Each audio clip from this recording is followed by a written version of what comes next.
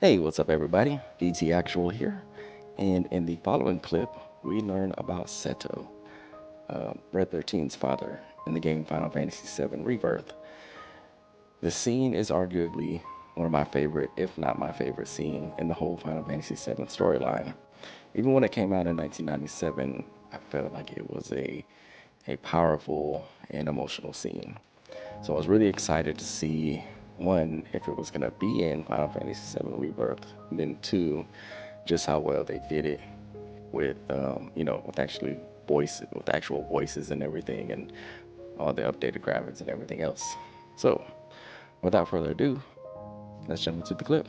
And just heads up, this is my first time playing it, um, so the reaction is very raw and real, if you will. So let's check it out. Form evanescent, rancor everlasting. Well done. You've become quite the formidable fighter. Sure have. So, does this mean I passed the test? I'm afraid that decision is not mine alone to make. Let us consult with one more qualified. Bruh.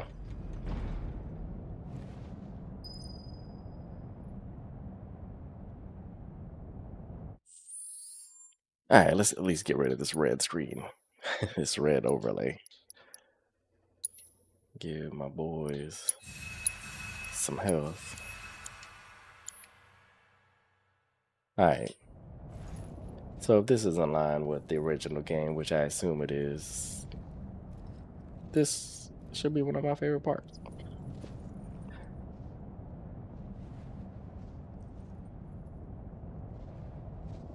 Alright, in we go.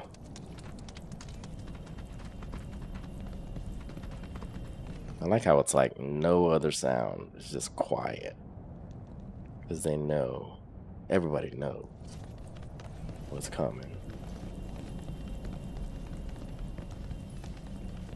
Really kind of sets the stage, if you will. Because we just finished a boss battle. It's not like we're coming into another boss battle.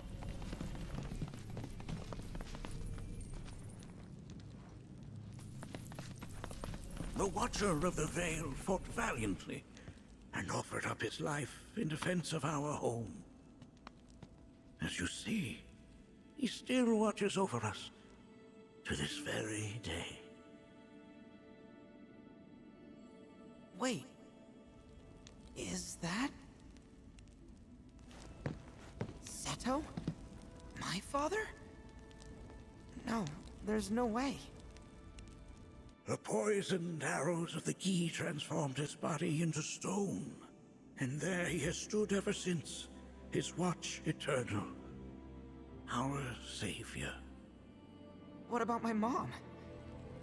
Did she know what had happened to him? Oh, why, of course she did.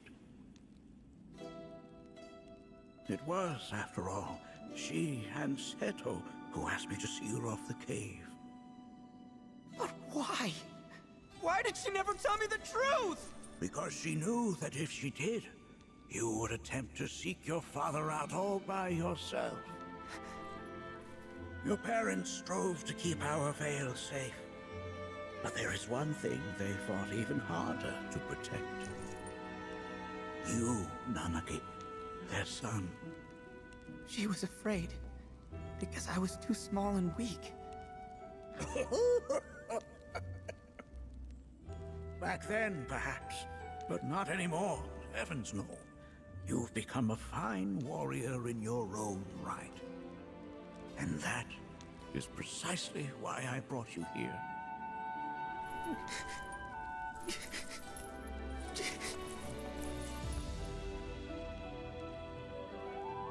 But this is not where your journey is meant to end, my dear boy. You must leave the Veil once more. But I'm a Watcher now. I gotta protect our home, like he did. Listen to me, Nanaki. When I first heard your friend's emphatic warnings, I dismissed them outright. no more than the ravings of misguided youths.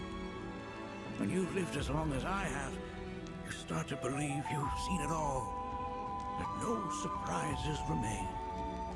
But I realize now how very foolish I have been.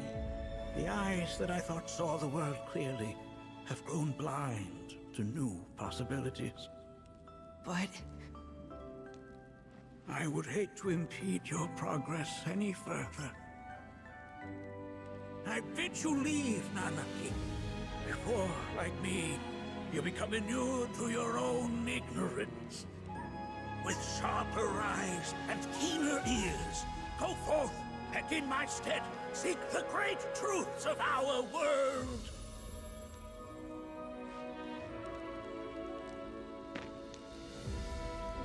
Look after him for me. Don't worry. We will.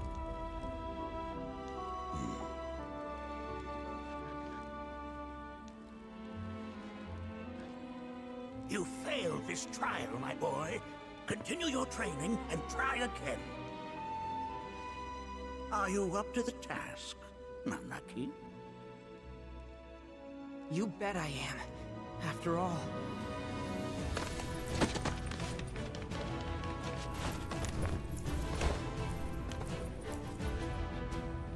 I am Nanaki, Watcher of Cosmo Canyon, and son of Seto, Protector of our Vale.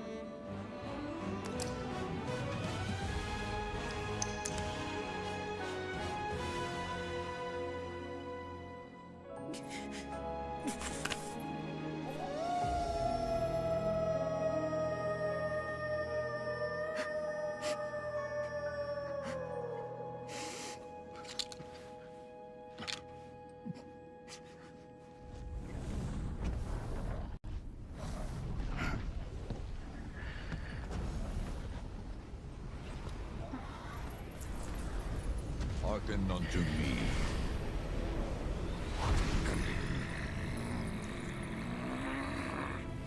My name is Gi Natak. O brave and noble Seto, I beseech you once more, hear the urgent pleas of my people. My thanks, Seto. You are as magnanimous as ever.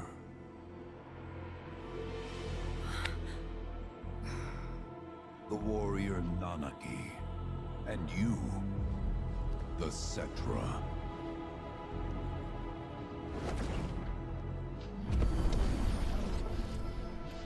Come with me.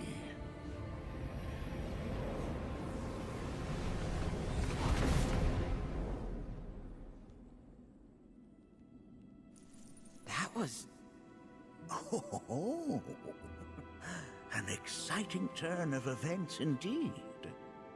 We'll back you up for 2,000.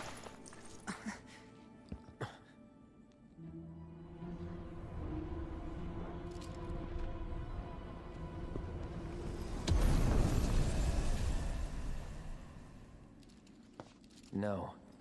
This one's free. Alright, bro.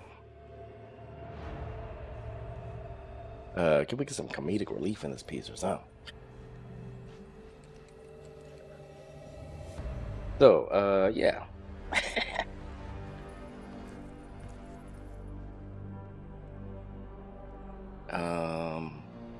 Yeah. So that part was always even emotionally in like the original game. It's just kind of interesting because you go through the story and like Anarchy, aka Red XIII, is he just talks bad about his father like all the time throughout the whole game for the most part, and then like a lot of stories, it becomes known that he was actually a great warrior and all of that stuff, and I feel like that resonates with even people just in general. Maybe you think or people think that their father wasn't much. I know even in my own childhood, I felt like my father wasn't really that involved, and he wasn't. It is what it is. He was, like I said, he worked graveyard shift, and made it out to baseball games, weightlifting meets, and things like that he could. I never felt like he didn't love me or anything like that. But of course, as a child, you kind of see it for what it is, more at face value. It's like, he's just not here. And that's as far as you look a lot of times. But then as you get older, you kind of understand why he wasn't there.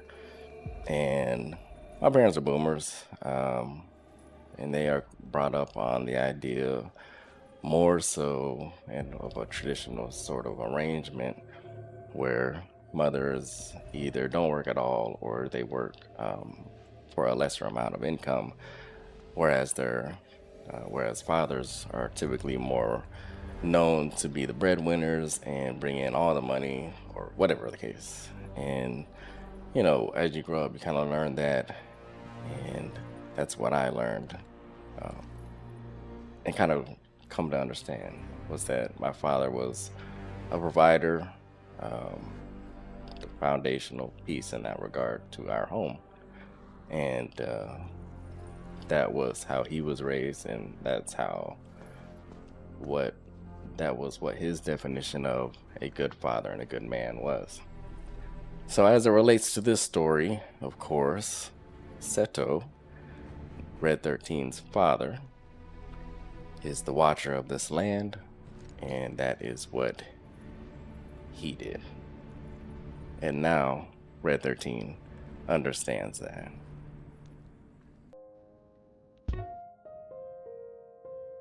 And there you have it. Like I said, arguably my most favorite scene from the Final Fantasy VII storyline.